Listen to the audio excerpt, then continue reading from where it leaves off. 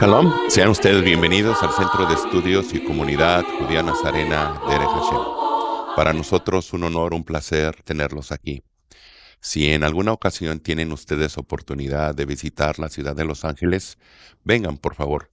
Les prometemos hacerlos sentir como en casa.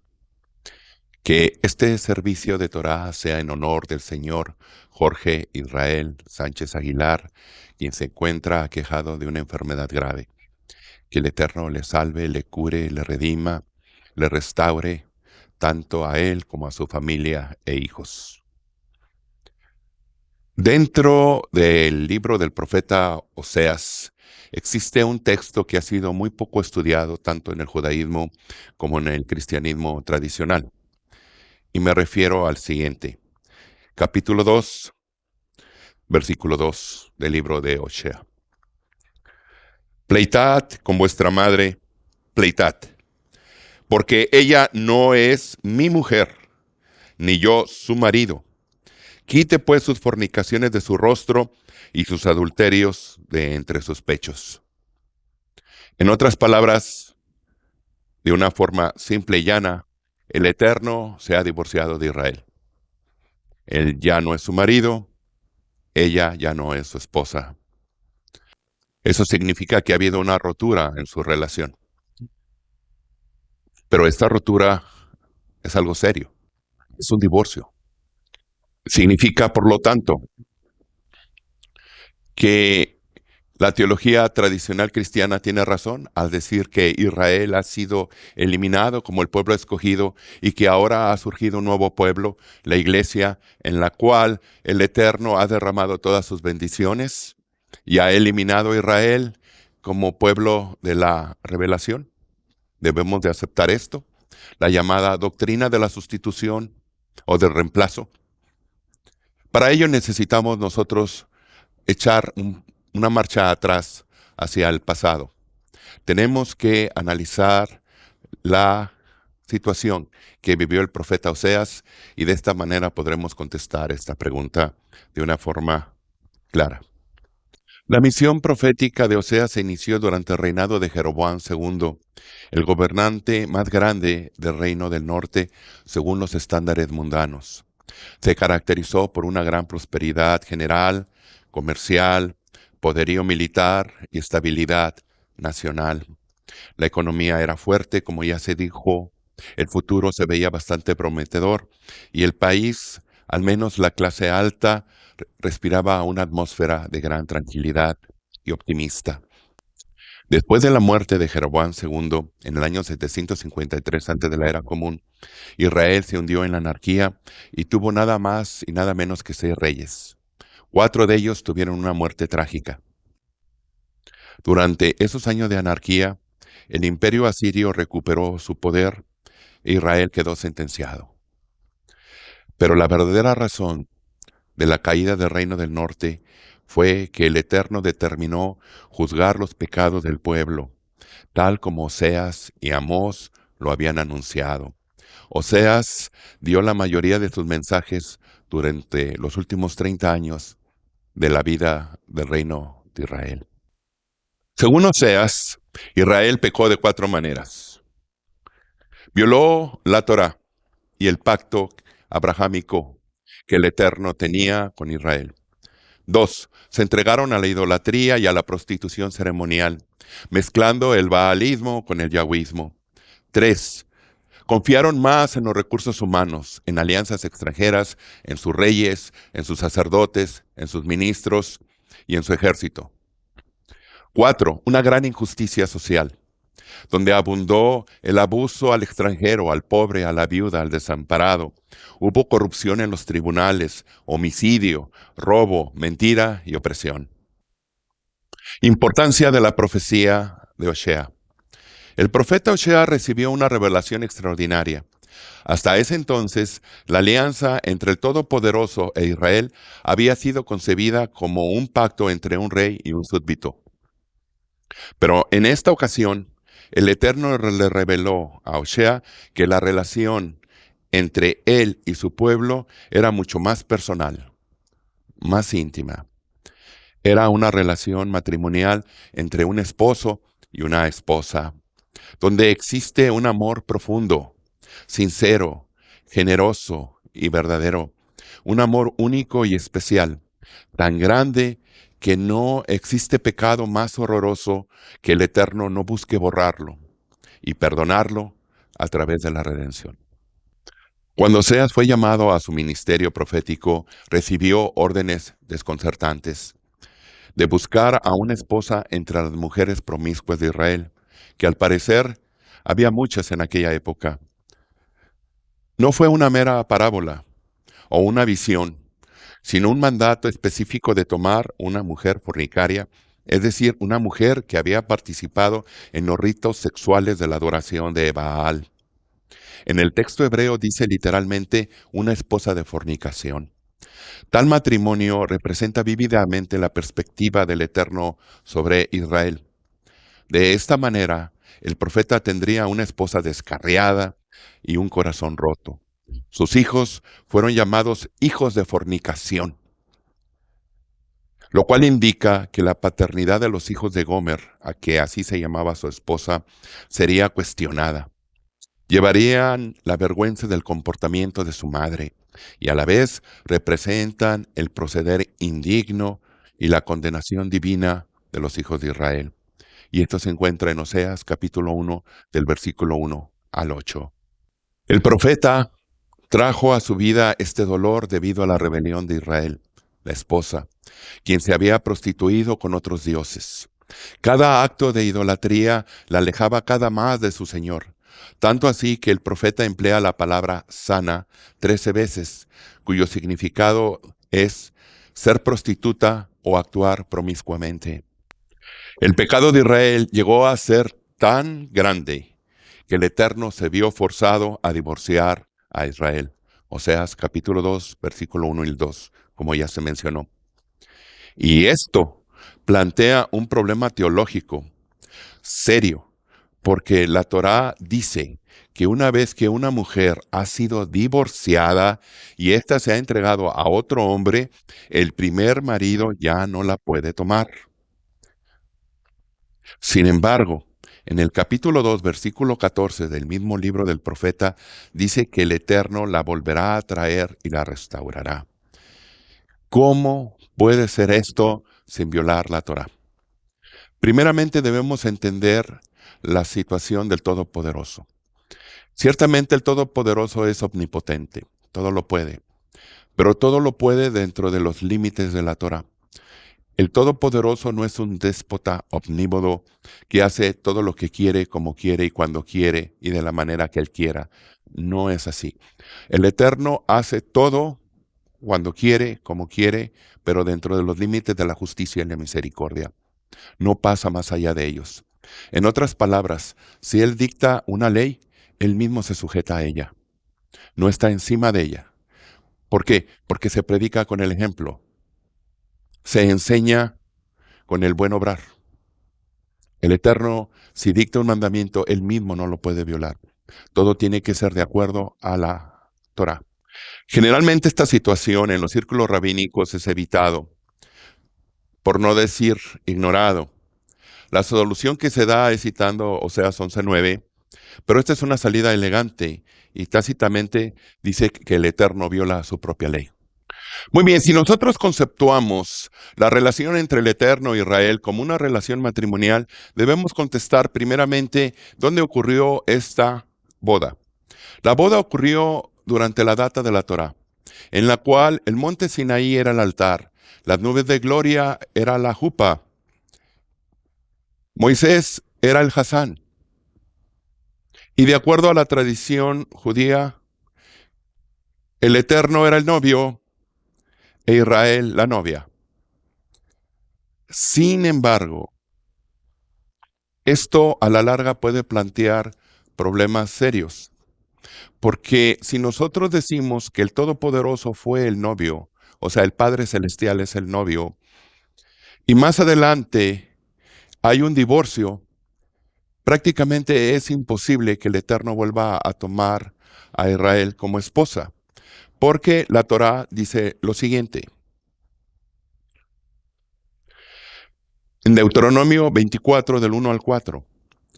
Cuando alguno tomare mujer y se casare con ella, y si no le agradare por haber hallado en ella alguna cosa indecente, le escribirá carta de divorcio, o sea, un get, y se la entregará en su mano y la despedirá de su casa.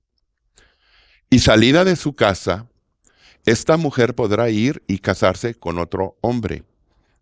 Pero si la aborreciere este último, y le escribiere a su vez una carta de divorcio, y se la entregare en su mano, y la despidiere de su casa, o si hubiera muerto el último hombre que la tomó por mujer, no podrá el primer marido que la despidió volverla a tomar para que sea su mujer, después que fue envilecida, porque es abominación delante de Adonai, y no has de pervertir la tierra que Yahweh, tu Eloa, te da por heredad.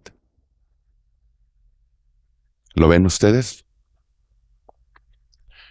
La tradición nazarena postula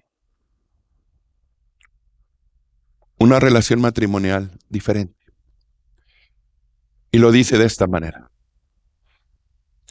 El altar es el monte Sinaí. Las nubes de gloria es la jupa. El Eterno es el padre del novio y la novia. Moisés es el Hasán. Israel es la novia y el Mesías es el novio. Más adelante vamos a ir desarrollando esta cuestión. Ahora analicemos el carácter moral del novio. Si decimos, de acuerdo a la tradición nazarena, que el novio es el Mesías, debemos de coincidir que el novio, o sea, el Mesías, es un sumo sacerdote según la orden de Melquisedec. De acuerdo al Salmo 110, versículo 4, dice lo siguiente: Juró Hashem y no se arrepentirá, tú eres sacerdote para siempre, según el orden de Melquisedec. Después, en el libro de Levítico, capítulo 21, versículo 10, 15, dice cuál es el estatus del sumo sacerdote y a la vez describe las características de la esposa del sumo sacerdote. Y dice lo siguiente: Y el sumo sacerdote entre sus hermanos, sobre cuya cabeza fue derramado el aceite de la unción, y que fue consagrado para llevar las vestiduras, no descubrirá su cabeza, ni rasgará sus vestidos, ni entrará donde haya alguna persona muerta. No se contaminará ni por su madre, ni por su padre, ni saldrá del santuario, ni profanará el santuario de su Elohim, porque la consagración por el aceite de la unción de su Eloa está sobre él, yo Hashem. Y tomará por esposa, observen, una mujer virgen. No tomará viuda, ni repudiada, ni infame, ni prostituta, sino tomará de su pueblo una mujer virgen, para que no profane su descendencia en sus pueblos, porque yo, Hashem, soy el que os santifico. Este es el carácter moral del novio. Ahora bien, veamos algo más. Lo que dice el libro de Hebreos, capítulo 4, versículo 14 y 15. Por tanto, teniendo un gran sumo sacerdote que traspasó los cielos, Yahshua ben Elohim, retengamos nuestra emuná, nuestra fe, porque no tenemos un sumo sacerdote que no pueda compadecerse de nuestras debilidades, sino uno que fue tentado en todo, según nuestra semejanza, pero sin pecado. Y la clave aquí está, pero sin pecado. Si Yahshua tomó por esposa a una mujer virgen y después ésta se corrompe y se envilece, no la puede volver a tomar porque su sumo sacerdocio queda anulado. ¿Cómo resolvemos esto? Durante los primeros años del judaísmo nazareno, se predicaba de la siguiente manera al Mesías. El Mesías tenía que sufrir, morir y resucitar.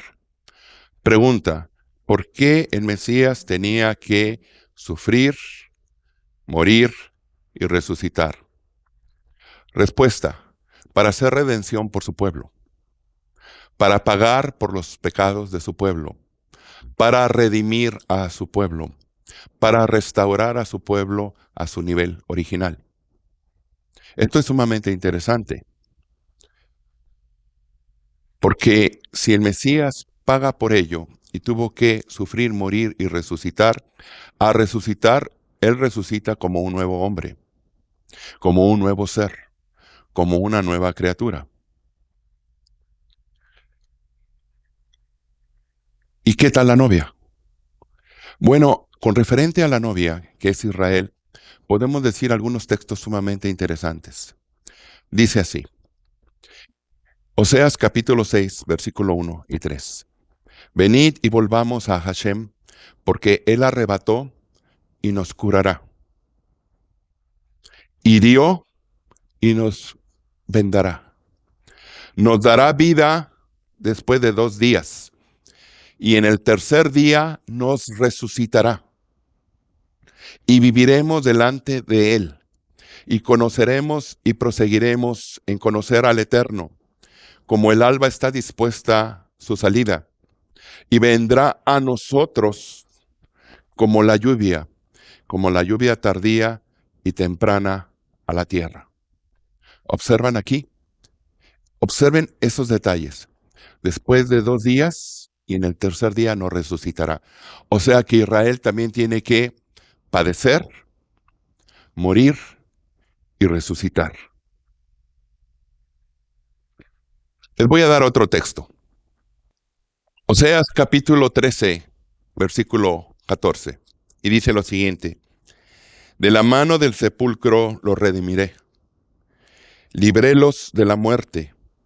Oh muerte, yo seré tu muerte y seré tu destrucción. Oh sepulcro, arrepentimiento será escondido de mis ojos. ¿Observan? Israel también tiene que sufrir, morir y resucitar. Y después dice en el libro de Oseas, capítulo 2, versículo 14-21, estas hermosas palabras. Pero he aquí que yo la atraeré y la llevaré al desierto y hablaré a su corazón. Y le daré sus viñas desde allí, y el valle de Acor por puerta de esperanza. Y allí cantará como en los tiempos de su juventud, y como en el día de su subida de la tierra de Egipto. En aquel tiempo, dice Hashem, me llamarás Ishi, y nunca más me llamarás Baalí, es decir, nunca vas a mezclar mi culto con el culto a Baal. Porque quitaré de tu boca los nombres de los Baales, y nunca más se mencionarán sus nombres. En aquel tiempo haré para ti pacto con las bestias del campo, y con las aves del cielo, y con las serpientes de la tierra. Y quitaré de la tierra el arco, y espada, y guerra, y te haré dormir segura. Y aquí dice lo siguiente. Y te desposaré conmigo para siempre. Te desposaré conmigo en justicia, juicio, benignidad y misericordia. Y te desposaré conmigo en fidelidad, y conocerás a Hashem. En aquel tiempo responderé, dice Adonai, y yo responderé a los cielos, y ellos responderán a la tierra. Oseas capítulo 2, versículo 14-21. Después, en la tradición nazarena, el rabí Shaul Atarsi dice lo siguiente, en 2 de Corintios, capítulo 11, versículo 2. Porque os celo con celo de Elohim, y os he desposado con un solo esposo, para presentaros como una virgen pura al Mesías. Después, en Efesios 5, 25-27, dice lo siguiente, maridos, amad a vuestras mujeres, así como el Mesías amó a la congregación de Israel y se entregó a sí mismo por ella, para santificarla, habiéndola purificado en el lavamiento del agua, es decir, en la tevilá, por la dabar, la palabra, a fin de presentársela a sí mismo, observa, a sí mismo, como una congregación de Israel gloriosa, que no tuviese mancha, ni arruga, ni cosa semejante, sino que fuese santa y sin mancha. Después dice en Revelación capítulo 3, versículo 1, lo siguiente. Al que venciere, yo le haré columna del templo de mi Dios, y nunca más saldrá de allí. Y escribiré sobre el nombre de mi Dios y el nombre de la ciudad de mi Dios, la nueva Jerusalén, la cual desciende del cielo de mi Dios, y mi nombre nuevo. Ahora nosotros entendemos cuál es el objetivo de las bodas del Cordero una vez que termine el milenio mesiánico. Recuerden ustedes que en el concepto teológico de la relación entre el hombre o la humanidad y el eterno es 6,000 años de control de las naciones, 1,000 años de reino mesiánico, y después en el octavo milenio se inicia el reino de los cielos o el reino del Padre. En este reino es el reino de la eternidad, es el reino donde la muerte no existe y el Satán ha sido destruido. Y dice lo siguiente: y vi un cielo nuevo y una tierra nueva, porque el primer cielo y la primera tierra pasaron, y el mar ya no existe más. Y yo, Yahanán, vi la santa ciudad, la nueva Jerusalén, que desciende del cielo de mi Dios, dispuesta como una esposa ataviada para su marido. Ahora analicemos las dos posturas, la postura nazarena y la postura rabínica tradicional. En la postura rabínica tradicional, nada más se utiliza un solo texto para tratar de justificar que el Eterno acepta a Israel como esposa, y se encuentra también en el libro de Oseas, capítulo 11, versículo 9, el cual dice lo siguiente: no ejecutaré el furor de mi ira, no volveré para destruir a Efraín, porque Dios soy y no hombre, el santo en medio de ti, y no entraré en la ciudad. De acuerdo a esta postura, el Eterno está encima de la Torá, y la Torá nada más aplica al hombre y no a él. Pero esto es muy difícil de aceptar. En la postura nazarena vemos que la Torá se cumple íntegramente. No hay violación de ningún mandamiento. Además, si nosotros suponemos dentro de la tradición nazarena que primeramente el Padre Celestial se casa con Israel y después el Mesías la redime y el Mesías se casa con Israel en segundas nupcias, entonces se comete incesto porque se está casando con su madrastra, y esto es un pecado de muerte. Por tanto, la posición nazarena es mucho más sólida y es convergente y es sostenible en base a la Torá. El que se casa en Sinaí, por tanto, con Israel, es el Mesías. El Mesías padece, muere y resucita y es un nuevo hombre. Y también Israel padece, muere y resucita y es una nueva mujer. Y de esta manera el matrimonio se cumple dentro de los cánones de la Torá. Hemos llegado al final de esta conferencia. Si le gusta este humilde material, por favor compártalo. Eso nos ayudaría muchísimo en llegar a otras personas. Muchas gracias.